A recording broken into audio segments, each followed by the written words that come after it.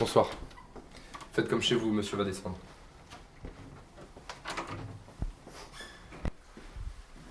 Je vous débarrasse. C'est gentil, merci beaucoup. Installez-vous, vous ne devriez pas patienter longtemps. Merci beaucoup. Faites attention, s'il vous plaît. Comptez sur moi.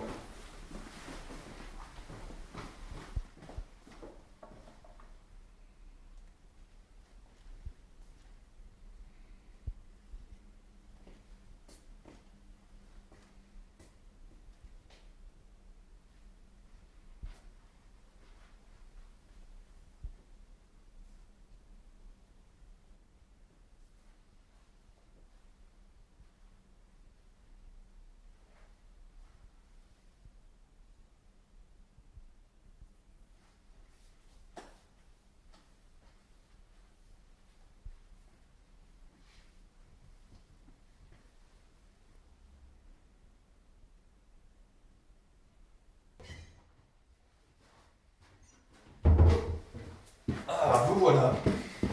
Excusez-moi de vous avoir fait patienter.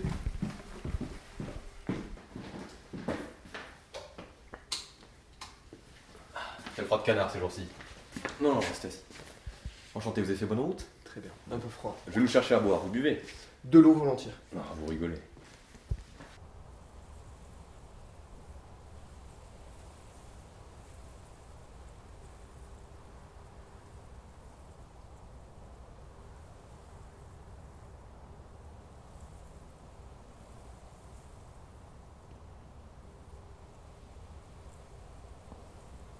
Deux verres en cristal pour un scotch, c'est parfait.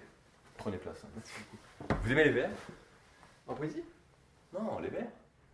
C'est quand même marrant que les verres à vin ne tiennent que sur un seul pied, non? Moi j'ai toujours apprécié ça, quoi. Leur fragilité, leur galbe. C'est marrant, chaque verre a son alcool. Comme chaque homme a sa maison. J'espère que vous vous sentez bien ici, enfin du moins si vous comptez l'acheter. Elle est bien belle la vôtre. Si je compte l'acheter, bien sûr, tout d'abord j'aimerais peut-être que vous me la fassiez visiter par la suite.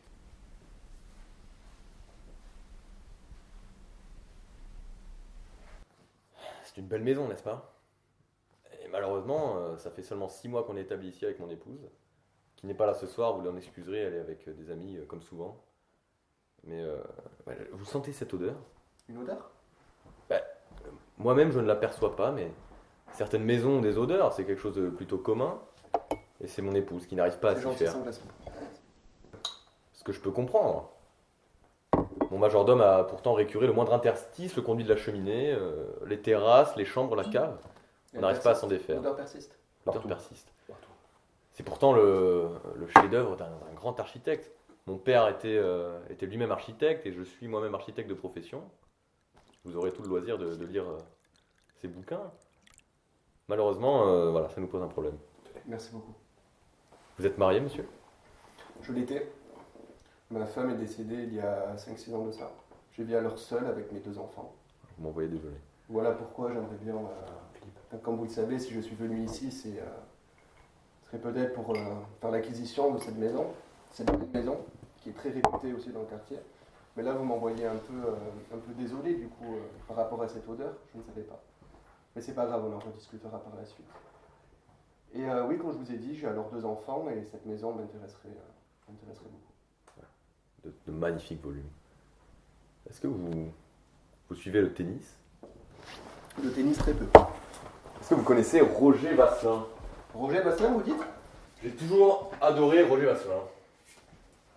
Tout droit là, aux chiottes noires. C'est un joueur pour les jeunes, ça. Mon père faisait du tennis quand il était petit, j'ai moi-même fait du tennis. Vous l'essayez? Non, c'est gentil. J'ai jamais été doué avec la raquette.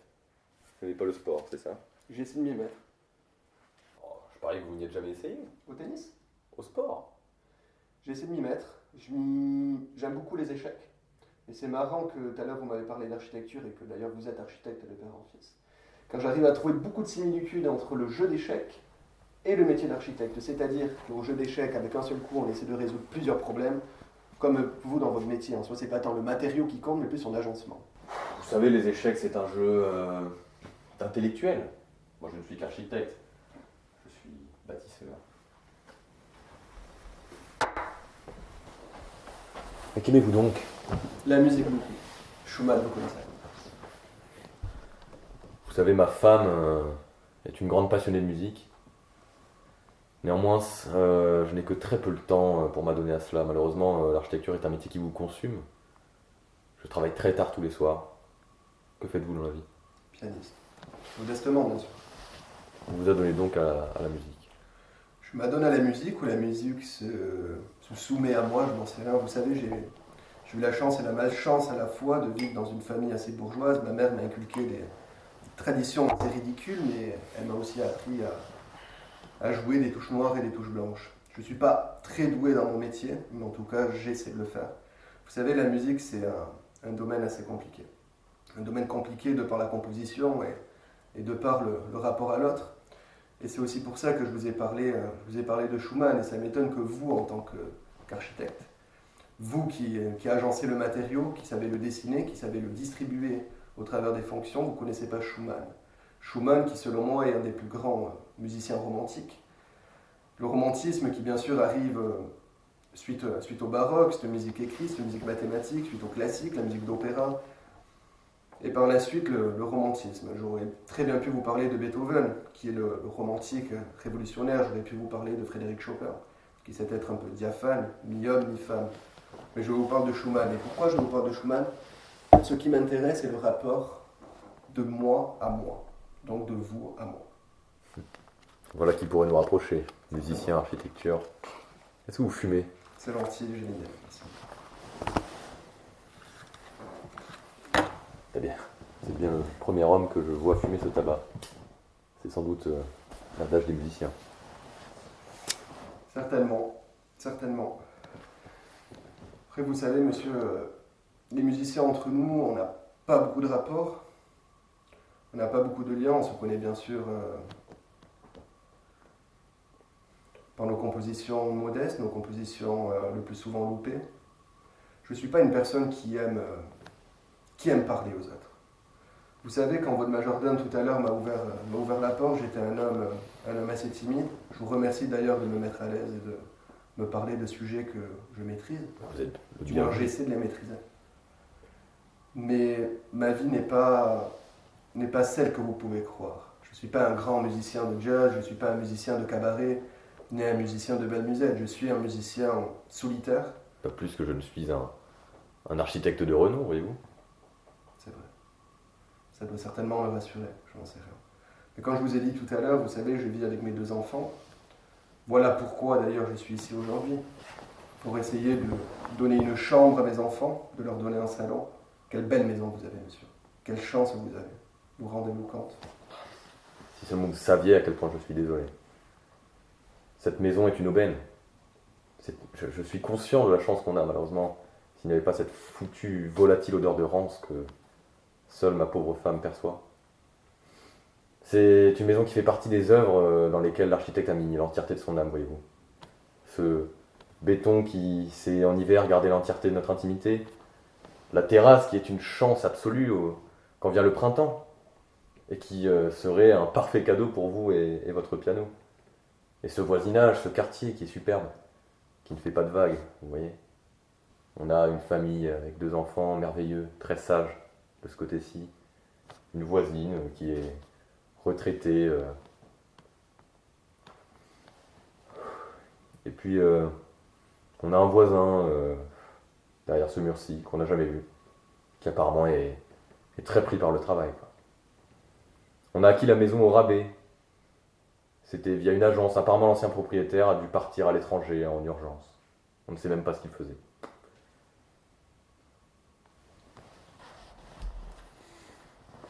Écoutez, je suis navré.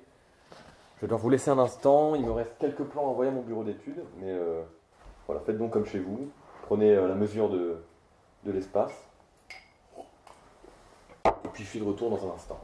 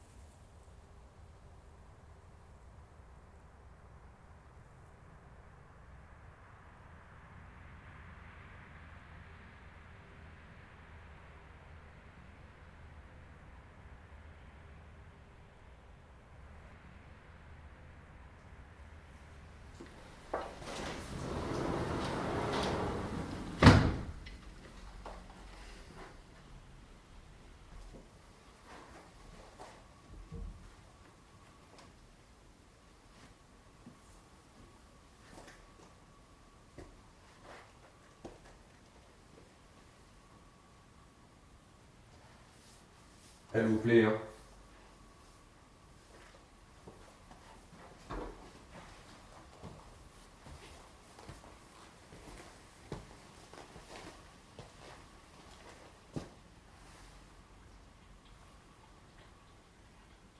Vous devriez raser cette moustache. Elle vous donne l'air de quelqu'un que je connais.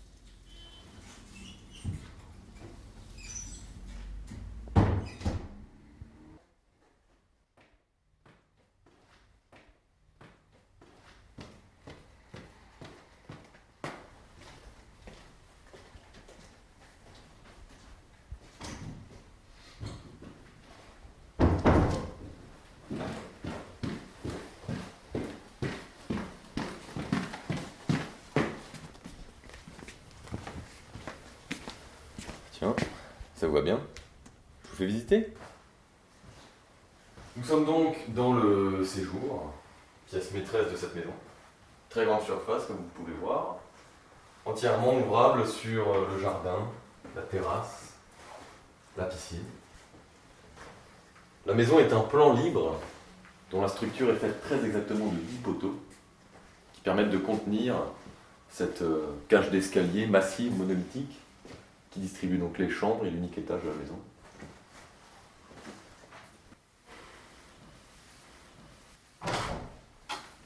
Nous avons même une cave au sous-sol. Je vous avoue, ma femme et moi n'en avons pas réellement l'utilité, mais est-ce que vous souhaitez y faire un tour? Ce sera pas la peine, merci beaucoup. Bon, vous savez, l'ancien propriétaire y a laissé un piano et puis quelques... Écoutez, je pense que ce n'est peut-être pas la peine d'y aller. C'est peut-être pas la partie la plus pertinente de l'œuvre de l'architecte. Allez plutôt voir les chambres à l'étage. Soit.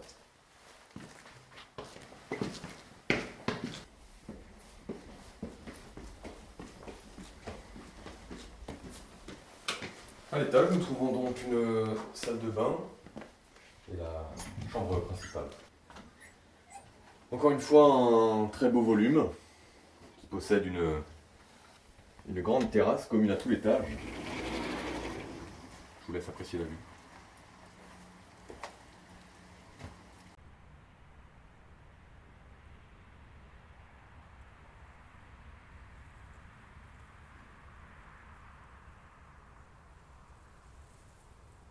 Monsieur, le bureau vous appelle. Ah ouais.